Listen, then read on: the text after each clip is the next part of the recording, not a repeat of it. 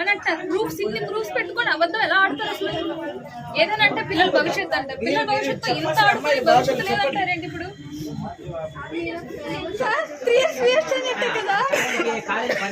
మేమంత దూరంగా ఎందుకు సార్ వచ్చాము ఇక్కడికి? శ్రీకాకుళము, విజయనగరము సార్ అక్కడ మాది తప్పు ఉందంట. అక్కడ మేమే మాంతుడు మేము వెళ్ళామంటే ట్రైనింగ్ కి ప్రూఫ్ వాళ్ళు పంపించుకుంటే వీళ్ళు ఎట్లా వెళ్తారు? సరే ఎక్కడికైనా వెళ్ళండి, కేసు వేయండి, చూసుకుంటా. సర్టిఫికెట్స్ ఇప్పటికిప్పుడు మేము రద్దు చేస్తా అంటున్నారు. ఈ 3 ఏళ్ళు చదివింది కూడా రద్దు చేసేస్తాడు ఆయన. ఏంది 50,000 కట్టకపోతే ధైర్యంగా ఆర్డీఓకి చెప్తున్నాడు అన్నమాట. మా దగ్గర ప్రూఫ్స్ ఉన్నాయి సార్. అంత డేరింగ్ ఎలా చెప్పగలరు అసలు? అతను సార్ మీ దగ్గర పంపించారు కదా మేడం, రికార్డ్ చేస్తాం. అదే కదా అంటే మేడం పంపించారు కదా మేడం. మీరు అమౌంట్ పే చేశారు కదా, ఆ ఎంత అమౌంట్ అని అడగం మేడం. కానీ అమౌంట్ పే చేశారు కదా, మీరు పే చేయలేదని చెప్పేస్తున్నారండి. అందుకని దీంట్లో మీకు ఎటువంటి ఇబ్బంది కలిగించం మేడం. కాకపోతే మీరు వాళ్ళకి పే చేశారు, ఇప్పుడు అసలు పంపించలేదు అంటున్నారు. అదే మేడం, అదే వాళ్ళు పంపించారు కదా మేడం. నాకు అదే ఒక్క సాక్షి చాలు మేడం. మీ నోట్ నుంచి ఆ మాట వచ్చింది, మాకు అది చాలు. Okay madam, thank you madam. వాళ్ళైతే కాదు మేడం, వాళ్ళైతే పంపించారు కదా మేడం, మాకు అది చాలు. పంపించారు కదా మేడం, వాళ్ళే పంపించారు కదా.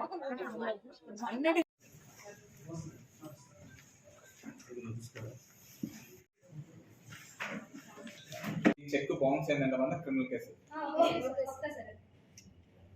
ఆ డబ్బులు మాత్రం వాడుకోవడానికి వీలు లేదు. ఏదైతే అకౌంట్ లో పడితే వాళ్ళకే వస్తున్నారు.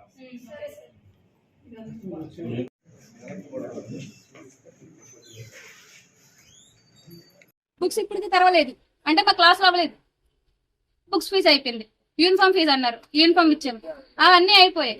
ఇప్పుడు మీరు ఎంత పే చెయ్యాలి, గవర్నమెంట్ వేయలేదు. మరి మాకు చెప్పాలి కదా ముందు, గవర్నమెంట్ వేయకపోతే మీదే బాధ్యత అని చెప్పాలి కదా ఫస్ట్ జాయిన్ అయినప్పుడు. చెప్పకుండా ఇప్పుడు మాకు ఎంత పే చేయండి అంటే ఎలా పే చేస్తాం? అమ్మలేమైనా పెద్ద రిచ్ కిడ్సా? మేము పే చేయలేం సార్, గవర్నమెంట్ మొత్తం బాధ్యత. అదే చెప్తున్నాం, వాళ్ళు వేస్తేనే మేము వేయగలం. వాళ్ళు వెయ్యకట్ట మాకు 36,000 దగ్గర 50,000 5 నెలలు సంపాదిస్తే అమ్మ వాళ్ళు సంపాదించగలరు. 5 నెలలు కష్టార్జితం, వాళ్ళ కష్టార్జితం మేము ఎలా ఇక్కడ పెట్టగలం? సింపుల్ గా తీసేసి 50,000 తెచ్చి కట్టేయండి, 10 రోజుల్లో తెచ్చి కట్టేయండి అంటే 10 రోజుల్లో కష్టపడితే వచ్చేది కాదు సార్.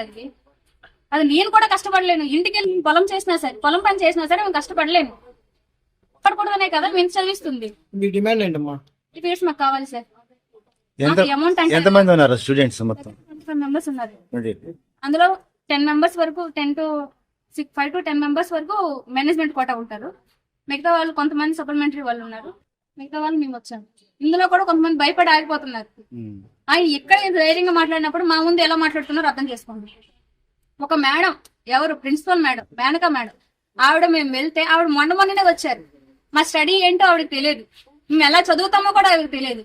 అట్లీస్ట్ వైవల్ అడిగారా, మాకు ఎగ్జామ్లు పెట్టారా, మా క్లాసులు చెప్పారా? చెప్పకుండా మీకు 0 నాలెడ్జ్, మీకు ఏమీ రాదు అంటే ఏంటది?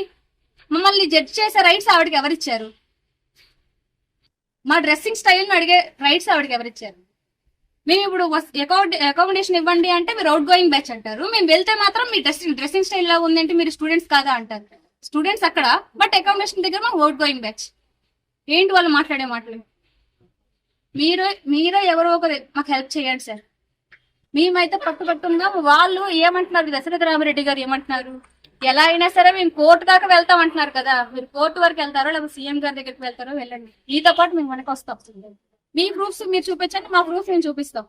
మీరు మాట్లాడండి, మీ వెనక మేము కూడా మాట్లాడతాం. ఎంతవరకు వెళ్ళాలి.